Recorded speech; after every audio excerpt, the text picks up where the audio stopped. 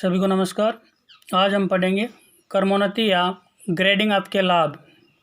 तो इसका सबसे बड़ा लाभ तो यही है कि ग्रेडिंग अप या क्रमोन्नति के माध्यम से 7 से 8 पीढ़ी में बिल्कुल शुद्ध नस्ल प्राप्त हो जाती है, जो क्रमोन्नति का सबसे अच्छा लाभ है। दूसरा है कि क्रमोन्नति के माध्यम से कम खर्च पर अधिक शुद्ध पशु प्राप्त किए जा सकते हैं और क्रमोन्नति के माध्यम से जब भी संकरण करवाते हैं तो उस संकरण में सांड की उत्पादन क्षमता का पता लग जाता है, जिसे सांड का मूल्य है वो भी बढ़ जाता है।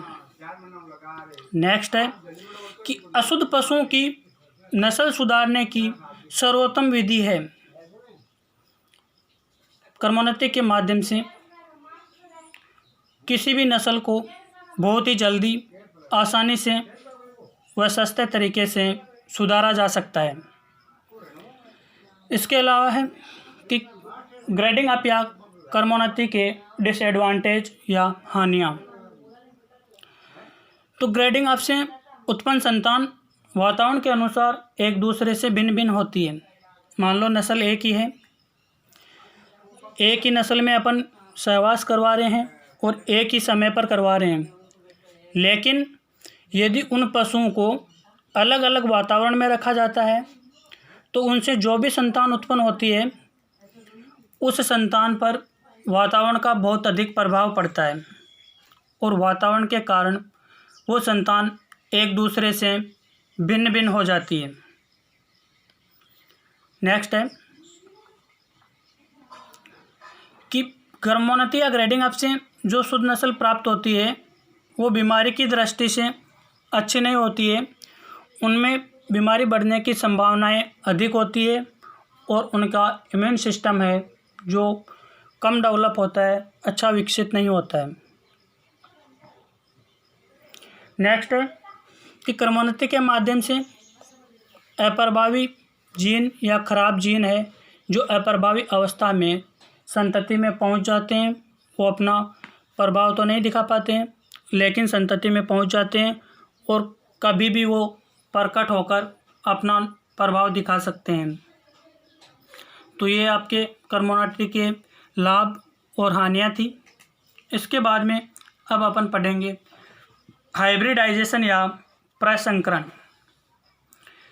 तो हाइब्रिडाइजेशन किसे कहते हैं कि विभिन्न जाति या प्रजाति के नर मादाओं में पारस्परिक सहवास करा के संतान उत्पन्न करना हाइब्रिडाइजेशन कहलाता है।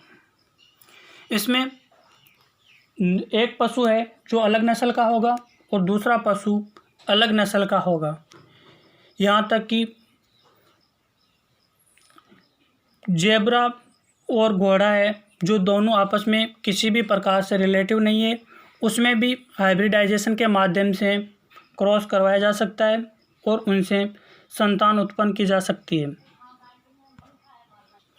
तो अपन हाइब्रिडाइजेशन के माध्यम से नई नस्ल है वो भी पैदा कर सकते हैं और हाइब्रिडाइजेशन से जो संतान उत्पन्न होती है उस संतान को हाइब्रिड कहते हैं या संकर नस्ल कहते हैं, क्योंकि यह संतान है जो माता पिता से बिल्कुल भिन्न होती है, उनमें किसी भी प्रकार का कोई संबंध नहीं होता है। लेकिन हाइब्रिडाइजेशन से जो भी संतान उत्पन्न होती है वो शक्तिशाली, सुदृढ़ व पैरों की स्थिरता में मजबूत होती है और कष्ट सहनशीलता एवं भारवाहक क्षमता अच्छी होती है। लेकिन हाइब्रिडाइजेशन से उत्पन्न संतान निषेचन योग्य नहीं होती है। हाइब्रिडाइजेशन से जो संतति पैदा होती है वो निषेचन नहीं कर सकती, उसमें युग्मकों का निर्माण नहीं होता है। जैसे अगर मेल गधा और फीमेल घोड़ी के बीच सहवास करवाया जाता है या हाइब्रिडाइजेशन करवाया जाता है तो उससे उत्पन्न संतान को खच्चर या म्यूल कहते हैं, जो हमेशा स्टेराइल होते हैं। इसकी क्षमता है जो गधे से ज़्यादा होती है और घोड़ी से कम होती है, लेकिन अच्छी होती है और इससे जो भी ये संतति उत्पन्न हो रही है वो संतति हमेशा के लिए स्टेराइल होती है बंदे होती है उनमें कभी भी संतान उत्पन्न नहीं हो सकती। इसमें आपको कैसे याद रखना है कि डंकी और मेयर के बीच क्रॉस करवाते हैं तो म्यूल बनता है MM, मेयर से म्यूल बनेगा, और हॉर्स से हिन्नी बनेगी, H से H मिलाना है और M से M मिलाना है। दूसरा, आपके जब गधी और घोड़े के बीच सहवास करवाया जाता है तो उसे उत्पन्न संतान को हिन्नी कहते हैं और ये भी स्टेराइल होती है। इसके अलावा जब मेरिनो भेड़ और बीकानेरी भेड़ के बीच सहवास करवाया जाता है तो उससे उत्पन्न हाइब्रिड संतान को हिसारडेल भेड़ कहते हैं और ये भेड़ भी स्टेराइल या बंदे होती है।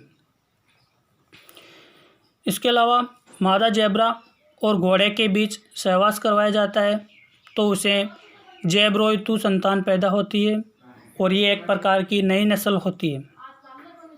नेक्स्ट, आपके कैटल और याक के बीच सहवास करवाते हैं तो पिन्नू नामक नस्ल पैदा होती है और ये नस्ल भी स्टेराइल होती है।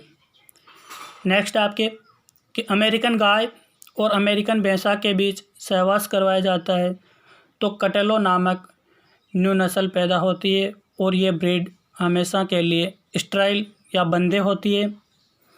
तो ये जो आपके ब्रीडिंग सिस्टम या प्रजनन पद्धति का जो चैप्टर था वो आज क्लियर हो गया है।